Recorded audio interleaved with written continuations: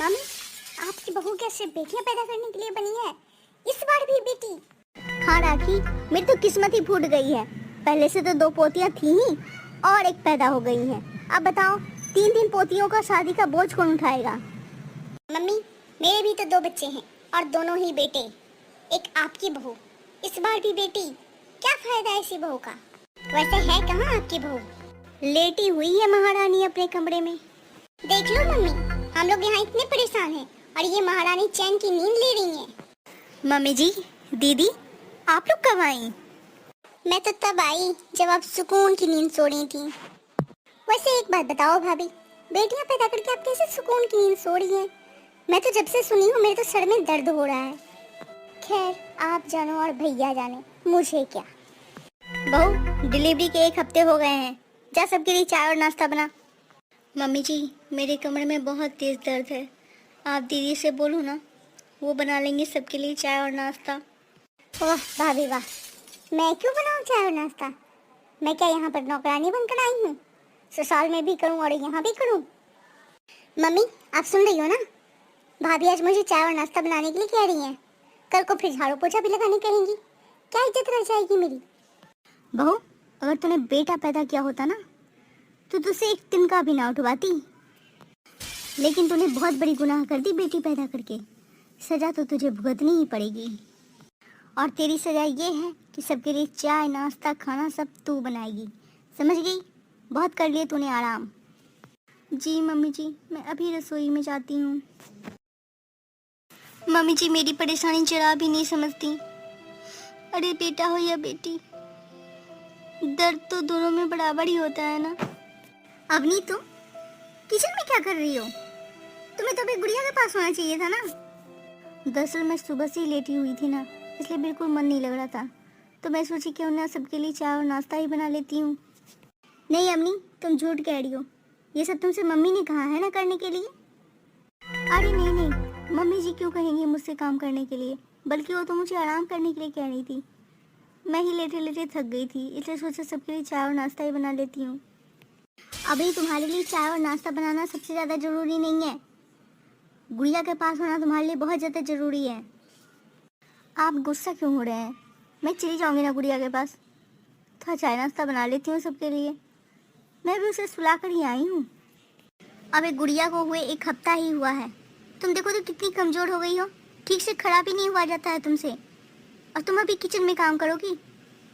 मैं बात करता हूँ मम्मी से। नहीं नहीं, प्लीज़ आप मम्मी जी से इस बारे में कोई बात मत कीजिए। मैं और क्लेश नहीं चाहती घर में। पहले ही बेटियां होने का ताने मुझे बहुत सारे मिल चुके हैं, अब और मुझसे बर्दाश्त नहीं होता। हे भगवान, अब क्या होगा? इनकी बातों को सुनकर मम्मी जी और गुस्सा होंगी और फिर मुझे ही डांटेंगी। उन्हें लगेगा कि मैंने ही बताया ये सब। मम्मी, मम्मी,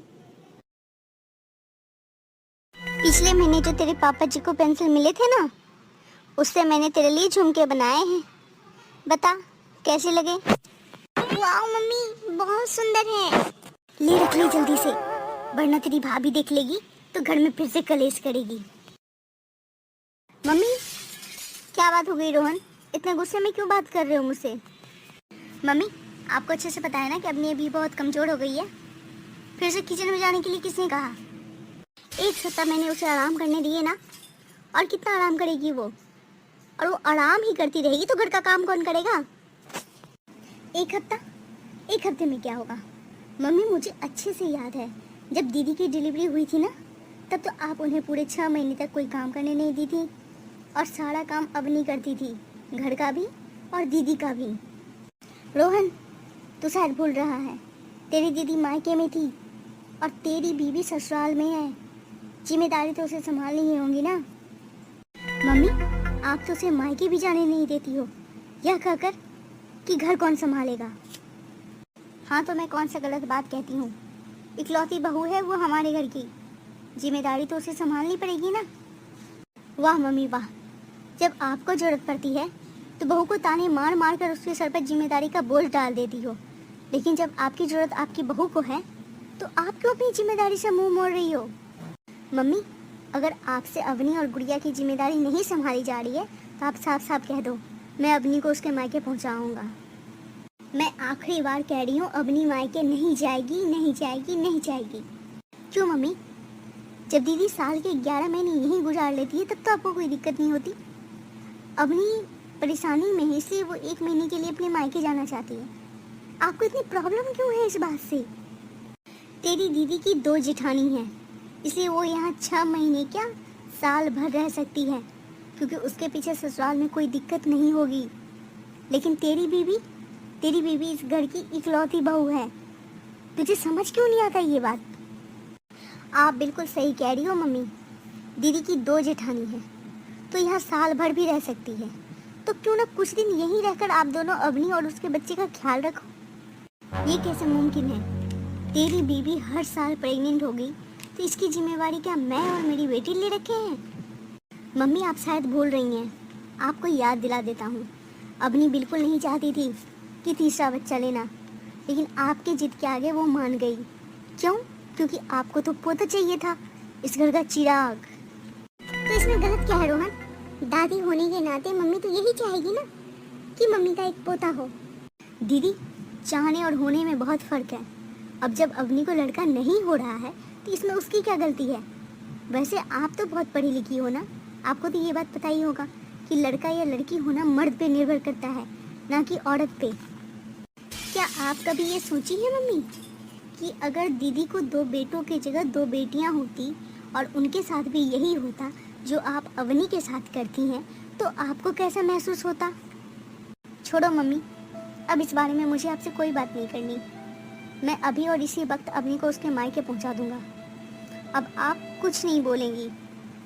वैसे भी आपकी बेटी तो है ही ना, आप दोनों मिलकर घर संभाल लेना। मैं 6 महीने बाद अवनी और बच्चों को लेकर दिल्ली चला जाऊंगा, क्योंकि आपको अपनी बहू की नहीं, अपनी बेटी की ज़्यादा ज़रूरत है। रोहन बेटा तो सच में चला जाएगा घर छोड़कर? हाँ मम्मी, अब मैं जा रहा हूँ ये घर छोड़कर, और आप मुझसे रुकने और रोकने की उम्मीद मत रखना। हम लोगों के जाने से आपको क्या फ़र्क पड़ता है मम्मी? वैसे भी दीदी है ना, आपका और आपके घर का ख्याल रख लेगी दीदी। क्यों मैं क्यों रखूं मम्मी और घर का ख्याल? ये मेरी जिम्मेदारी नहीं है। मेरे भी बच्चे हैं, परिवार है, मैं उन्हें देखूं या यहाँ पड़ी रहूं? मेरी शादी हो गई है, अब मम्मी मेरी नहीं तुम्हारी जिम्मेदारी है। तू समझ। और मम्मी मैं तो चली अपने ससुराल।